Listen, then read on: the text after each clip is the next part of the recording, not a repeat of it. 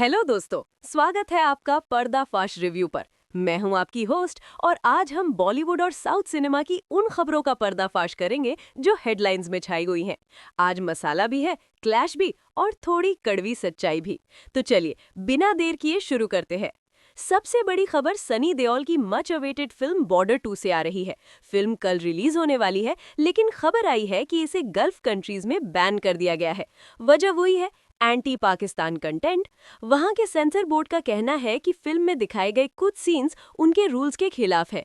इससे पहले धुरंधर, फाइटर और टाइगर 3 जैसी फिल्मों के साथ भी ऐसा ही हुआ था। गल्फ मार्केट से मेकर्स को करीब 100 करोड़ तक का नुकसान हो सकता है। मेरा मानना है कि बॉर्डर 2 जैसी फिल्म के लिए गल्फ का मार्केट मायने ही नहीं रखता। ये फिल्म गल्फ के रेवेन्यू के लिए बनी ही नहीं है। ये तो हमारे इमोशंस और इंडियन ऑडियंस के लिए बनी है। जब गदर 2 और धुरंधर बिना वहां रिलीज हुए रिकॉर्ड तोड़ सकते हैं, तो सन्नी पाजी की ये फिल्म भी बॉक्स ऑफिस पर झंडे गाड़ेगी ही। कंटेंट अगर सच्चा है तो सरहद पार का बैन उसे नहीं रोक पाएगा। अगली खबर एक बहुत बड़े क्लैश की है। 19 मार्च को बॉक्स ऑफिस पर दो महाबली टकराने वाले हैं, धुरंधर 2 और टॉक्सिक। दोनों ही फिल्में मेगा बजट है और दोनों के मेकर्स अपनी डेट पर अड़े हुए हैं।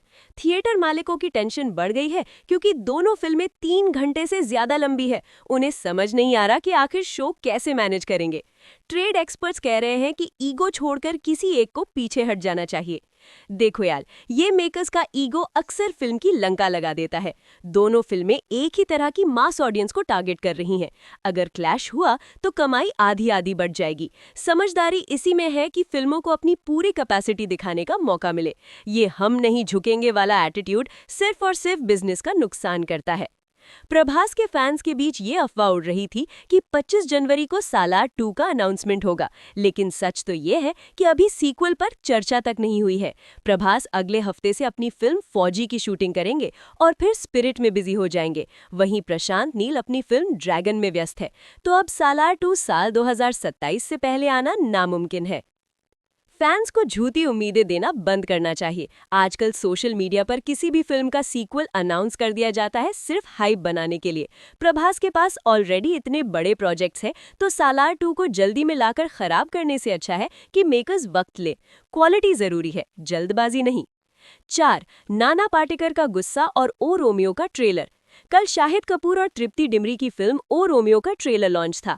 इवेंट का टाइम 12 बजे था। नाना पाटेकर टाइम पर पहुंच गए, लेकिन शाहिद और तृप्ति 1.5 घंटे लेट आए। नाना को ये बात इतनी बुरी लगी कि वो बिना ट्रेलर लॉन्च किए ही वहां से निकल गए। बाद में डायरेक्टर विशाल भारद्वाज को सबसे माफी मांगनी पड़ी। सच कहूं तो नाना पाटेकर ने बिल्कुल सही किया। आज के स्टार्स को लगता है कि लेट आना स्टाइल स्टेटमेंट है, लेकिन किसी सीनियर एक्टर का वक्त बर्बाद करना बहुत गलत बात है। प्रोफेशनलिज्म सिर्फ कैमरे के सामने नहीं, ऑफ कैमरा भी दिखना चाहिए। शाहिद और तृप्ति को कम से कम सीनियर्स की रिस्पेक्ट तो करनी चाहिए थी। विजय की फिल्म जननायगन काफी समय से कानूनी पचड़ों में फंसी है। अब खबर है कि Amazon प्राइम वीडियो मेकर्स के खिलाफ लीगल एक्शन ले रहा है। उन्होंने 120 करोड़ में राइट्स खरीदे थे, लेकिन फिल्म ना रिलीज होने की वजह से उनका पूरा OTT कैलेंडर बिगड़ गया है। जब 120 करोड़ जैसा बड़ा अमाउंट दांव पर लगा हो, तो किसी का भी सब्र टूट जाएगा। फिल्म का डिले होना सिर्फ प्रोड्यूसर्स के लिए नहीं, बल्कि उन प्लेटफॉर्म्स के लिए भी घाटा है जिन्होंने उस पर भरोसा जताया। विजय की पॉलिटिकल जर्नी के बीच में उनकी फिल्मों का ये हाल होना उनके करियर के लिए अच्छा संकेत नहीं है। तो दोस्तों, ये था आज का सिनेमाई पर्दाफाश। आपको क्या लगता है, धुरंधर 2 और टॉक्सिक में से किसे अपनी डेट पीछे हटानी चाहिए? और क्या नाना पाटेकर का इवेंट छोड़कर जाना सही था? मुझे कमेंट्स में अपनी राय जरूर बताना, मैं सबके जवाब दूंगी।